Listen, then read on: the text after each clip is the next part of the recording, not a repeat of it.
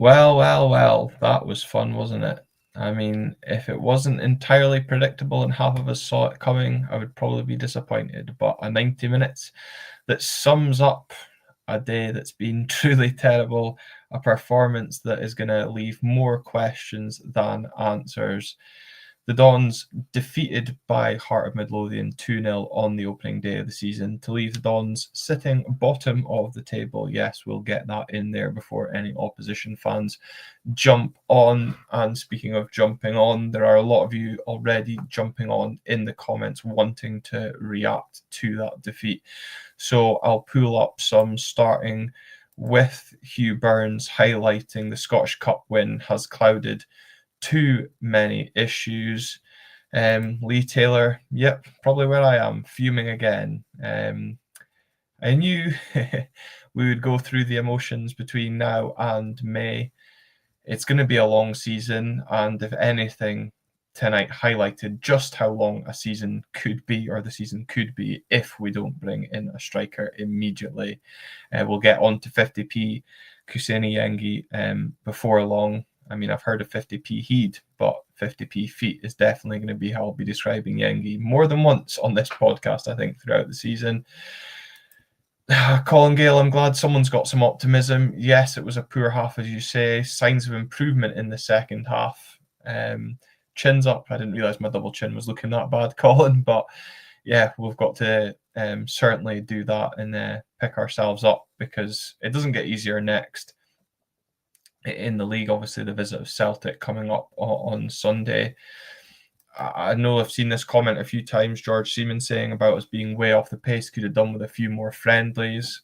Again, I was thinking of that in the first half when, speaking about the quality of the opposition we faced and trying to prepare ourselves versus the match sharpness that we potentially lack by only playing those games that don't have the intensity, yes, of what was, lower quality in who Hearts were facing, but I do think we benefited from that last season as well. Hugh, obviously, in the first part of this episode, for those listening on audio, second episode of the night for those watching here on YouTube, he referenced the concerns that he had from the Ipswich game and saying that tonight has done nothing to dispel that. I'm sure many will continue that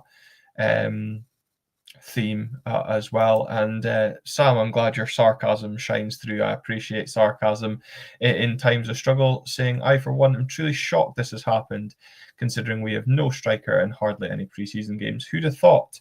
Exactly, who'd have thought we'd have gone to Tynecastle, a venue where the away team in this fixture struggles. Now 24 games without an away win.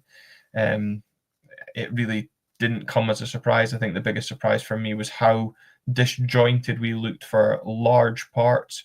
Mentioned that the struggle the struggle that Yengi would have without the service. Turns out he's going to struggle with service. And I do think, the upcoming games against Morton and Falkirk are absolutely massive to build some confidence and momentum. I also think the Celtic game is massive equally, in terms of, again, people are going to write us off going into that game, not just because it's Celtic, but based on tonight's performance as well. And it's a chance to try and restart the belief amongst the fans, because there is a lot of negativity, I'm sure, going to come across in this segment, but such is life of doing a knee-jerk full-time reaction. But one person not panicking, despite the early start, I'm sure, to get up and watch it, Chris Mainland over in New Zealand. No panic stations yet, but games aren't going to get any easier anytime soon. The forced signings, in quotation marks, that Jimmy Tulleen referenced, are certainly needed. It feels like tonight we might need more than 4. And I think, things will change based on tonight. We'll come to some of the action as well, and maybe some of the statements of intent from Jimmy Tulleen with some of the substitutes as well. Stevie P, not the only person to highlight that Milanovic was the only positive from tonight. I think that's one thing a lot of us can agree on, that Nicholas Milanovic was a huge positive, and I'm glad we've got something positive to cling on to off the back of tonight. Yes, early days, I agree, Stevie, so hopefully we'll get back. Noel Blaha, good to have you joining Noel over in the States. Clearly, first competitive match, easy to slag Yangi, but this system demands more from the wings. Milanovic looks promising, but need more from Tope. Fully agree. I was really disappointed in Tope Keskinen tonight. Also, pretty disappointed in Adil Oshish. I thought down that left side we looked really poor. I felt both players at times. I know Keith didn't agree with me on this when I was speaking to him. I thought both went hiding at times, hiding behind Hearts players when looking for the ball, weren't necessarily getting into space all too often. So for me, it was no real surprise to see Tope subbed when he was. I think maybe the surprise was to see how many minutes Adil Oshish actually got over there. David Scott highlighting about Milanovic being good, but midfield being too lightweight. Again, I raised that as a concern in the first part, in the pre-match preview thoughts that our midfield would be lightweight in comparison to Hearts, and Hearts, we know what we're going to get with them. And again, listening to Neil McCann on commentary, the Sunderland fans' thoughts, and I thought they showed a real intensity, a real desire to get stuck in, and they showed that throughout. And at times we couldn't cope with that, and that was something that was a bit frustrating. And I guess from Oshish as well, we go back to the kickoff, channeling his inner PSG, booting the ball up, albeit PSG start their press from there. We didn't seem to acknowledge that we needed to do that. Gary Robertson saying that soft as anything, same back four as last season that had us on that dire run, expecting things to be different. Again, I see where you're coming from on that, Gary. I mentioned Jack Milne looking nervy throughout. I thought there was nervousness from Jack. We know Shinnie's limitations at left back. That was again fully exposed tonight. Caught out of position and clambering back, and 9 years on from putting the ball in the back of the net against Maribor, he does the same tonight to set Hearts on their way. That put a right nervousness through us. Nielsen with an embarrassing dive trying to win a free kick that leads to Harry Milne curling a wonderful effort off the crossbar. Again, people are going to ask why Aberdeen weren't looking at Harry Milne, a player that was on our books as a youngster, played his football in the Highland League with Cove before making the move to Partick Thistle. A player that really stood out, and you think he's right on our doorstep. Again, people will say he needs to go out and develop. Why weren't we keeping that one monitoring? Kaiser saying that Palverson and Polvaras along with Shinnie, should have been our starting midfield. Again, probably could see why you would want to push Shinnie up into midfield. I thought it was very strange that we didn't see Palversa at all tonight. Again, maybe a statement there that Polvara was getting on for minutes instead. But I know a few of you as well have spoken about the Scottish Cup final. Paul Donaldson saying it feels like a very long time ago. Yeah, I agree. Back down to reality with a bump now that the competitive football started. I know Hugh also mentioned about it covering over the cracks. I think we actually said that on the podcast itself. I said that in my piece for the BBC, although I don't think it went out to final press, that the fact that we got that success of the Scottish Cup into European football has given Jimmy Tilleen a few months leeway that he wouldn't have been afforded had we lost to Celtic in that cup final. Paper over cracks, if you want to call it that, but it gave us that platform to build on last season. And unfortunately, tonight we've shown there is still a lot of building work to do. Again, you highlighting the fact it's 4 league wins in 30 now. Our league form hasn't been great. There is work to be done. We are obviously now starting year 2 of that 3-year project that Burrows and the board are commenting on. There is still plenty of work to be done on the transfer window side of things. And I think tonight absolutely highlighted it. I know, Kaiser, you want to call out the management. Poor management. I just wonder if it's a classic bit of management in highlighting to the board some of the work that needs done. Whether Jimmy Talina is fully responsible for the signing of Kusini Yengi. Paul, you're right. 2 absolutely golden chances for Yengi. I'm not sure he should have scored the first one because I don't really know how much he knows about it. The second one, it's criminal. He doesn't get on target, let alone score. I think even in the first half, he's got that great opportunity to take the ball down and go through on goal and get a shot away, and he can't even do that right.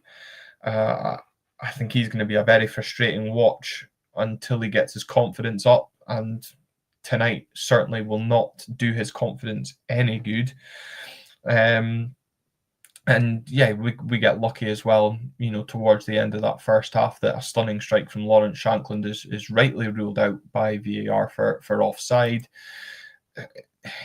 It's just, and then feel like we're clinging on for half time. It's really concerning that in the first 45 minutes of the season, we're clinging on for that halftime whistle. I think as well, can't be bothered speaking towards the second half. Fletcher Boyd being brought on to play up front before Esther Sokler. Ambrose not even on the bench shows exactly what Jimmy Talin thinks of his forward line. And I think the fact that even Esther Sokler doesn't come on till a good 5 minutes after us going 2-0 down is also another kind of signal to maybe what future is there for Esther Sokler. If he's fit enough for the bench, he's fit enough to come on at least when we go 2-0 down, probably fit enough to come on when we're 1-0 down. Questions are rightly going to be asked of what future holds for Esther Sokler, more so when Yengi passes up the chances. Rory Gowan saying that those chances Nisbet scores. Look, it's been debated before. Dabag, he'd have probably scored them as well. I did laugh at someone putting out a tweet as well, saying that probably Peter Ambrose scores them as well. Difficult to argue around that as well, especially based on what we've seen tonight. And I think tonight is something that Jimmy Talina is going to have to learn from quickly. Again, I spoke about the wingers needing to get involved and provide service to the front line. We saw it from Nicholas Milanovic in positive spells, and again, I'm going to say that he is the shining light from tonight. I mean, it's not exactly a bright light because the rest weren't exactly there. Pretty dim, if you ask me, but it's something that we can cling on to going towards that Celtic game. I do agree with Colin, though, you saying that it was great to see Boyd getting worthwhile minutes. I think we're going to see a lot more of that. Again, can't be bothered highlighting probably Alfie Bavidge would have scored those chances tonight. And I think, again, whilst we're sending Alfie out on loan, we're seeing Fletcher get more minutes over Esther Sokler. There's going to be comparisons until we get another striker in, and I think tonight has really highlighted the need for that. But whilst Jimmy Talin persists with one up top, we are going to need that service. Oshish in that number 10, the jury's got to be out for me still based on tonight.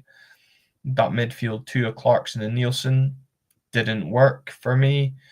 I don't think that's a surprise to anybody that midfield two didn't work.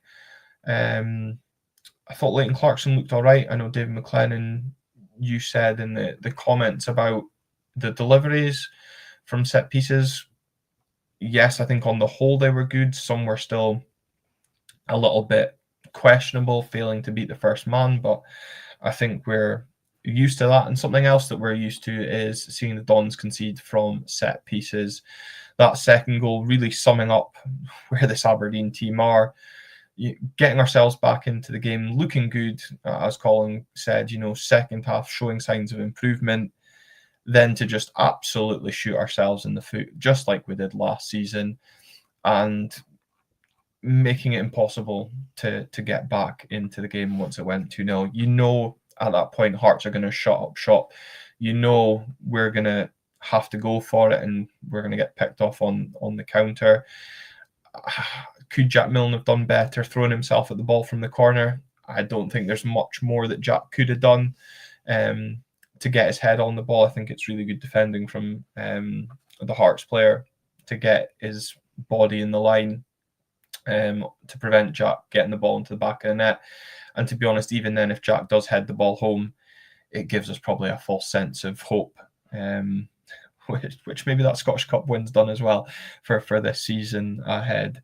A real feeling today of that false hope that a new season brings, and then you're met with that over the course of 90 minutes. But as is life, it's the hope that kills you. It's the joys of being a football fan, and we'll go into next weekend hoping that a miracle comes on and does something, and we can reproduce what we did on the 24th of May and get a result against Celtic, because we know now between now and Sunday the jibes will come in from Hearts fans. We know the jibes will come in from across the league. The fact that we're sitting rooted to the bottom of the table. I know someone said in the comments, thank God for Dundee. Potentially, but we've got to get our own house in order right now, and at this moment in time there is still work to be done between now and the end of August. We're not a finished product by any means, and again I come back to that point that I said. I think coming into this game we knew we were short of a striker, we knew we were probably underprepared, we knew it would be tough to get a victory, and I think most of us would have taken a draw from tonight. It just didn't materialise that way. The early own goal from Graham Shinnie kind of set the tone for the majority of the performance. Just a yard off it here and there. Just one of those nights, and unfortunately kind of kills that early season optimism, if there was some optimism going into the game. We knew, again, speaking back from June, July time when the fixtures were released, that these opening two fixtures were going to be tough. It was going to be a tough start to the season. We've given ourselves work to do on and off the pitch, and I've always been behind Jimmy Tilleen. I still am fully behind Jimmy Tilleen, but I can understand why the likes of Kaiser is blaming his management, why there are going to be fans here questioning, his style, and will get frustrated with what Jimmy is trying to do, because at the end of the day, football is a results-based business. The results haven't been there in the league. It was there when it mattered on the 24th of May. I just hope that over the course of the next, what's that going to be, 3 weeks between now and the end of the transfer window, we can get the right blend into this squad to really start to kick on. Because as much as everybody was delighted today based on that Europa League playoff draw, possibly a reality check based on that 90 minutes, that it's a winnable tie on paper, but football games aren't won on paper, and tonight has left a few question marks that around the squad and what we need, but also where we're going in terms of being competitive. As I said, I think there's a few players that were a little bit off it. That midfield didn't quite work. There was gaps that the Hearts could easily exploit, and we saw last season as well when St Mirren quite quickly worked out how to play us in that game in November. The rest of the league cottoned on. I think it's just we can't play in weather warnings, because I'd like someone to do that and find out what our results are when we've played games during amber or red weather warnings, because it feels right now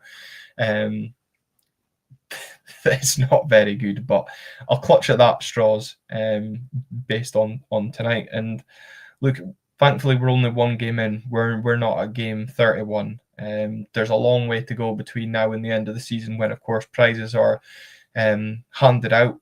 Whether it's prizes for us or European places, that remains to be seen. But one game in, definitely work to be done, definitely improvement needed on the pitch and in that recruitment department.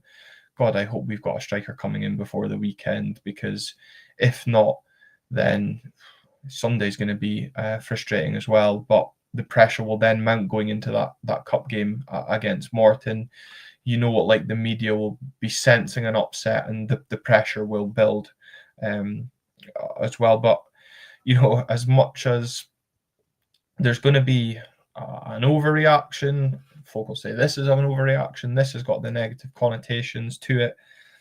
I think, come kickoff on Sunday, there's no question that the fans will continue to be positive and back the manager and the team.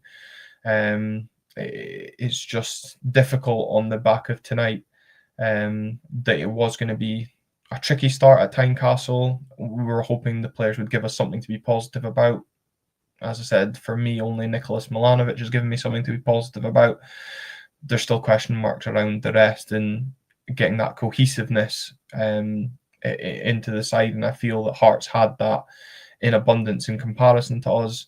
I also thought they, more concerningly, had a bit more fight about them than us. There was a few times, as I said, a couple of players for me went hiding tonight.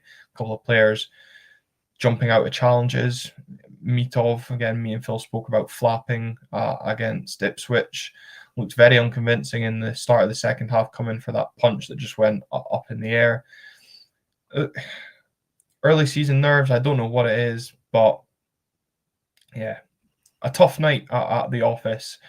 But we'll be back on our own home patch come Sunday. Let's hope we can right a few wrongs and put a mark on Celtic just like we did in May, because God knows we need something positive, because I can't deal with much more negativity today, let alone for many more weeks to come. But thank you for everyone maybe offloading in the comments. Hopefully that's helped you tonight. I'll be back tomorrow recording an episode with Colin Watt from A Celtic State of Mind. That episode will be out on YouTube and audio platforms on Wednesday. So wherever you tune into this podcast, get the notifications on for that. As always, thank you for your support. The Scottish Cup t-shirt link is in the description below, as is my Runway Run link. If you want to support me, I might just run off the edge of the runway if this negativity continues. But as always, thanks for joining me tonight on this live. I'll see you next time on Red Tinted Glasses. Until then.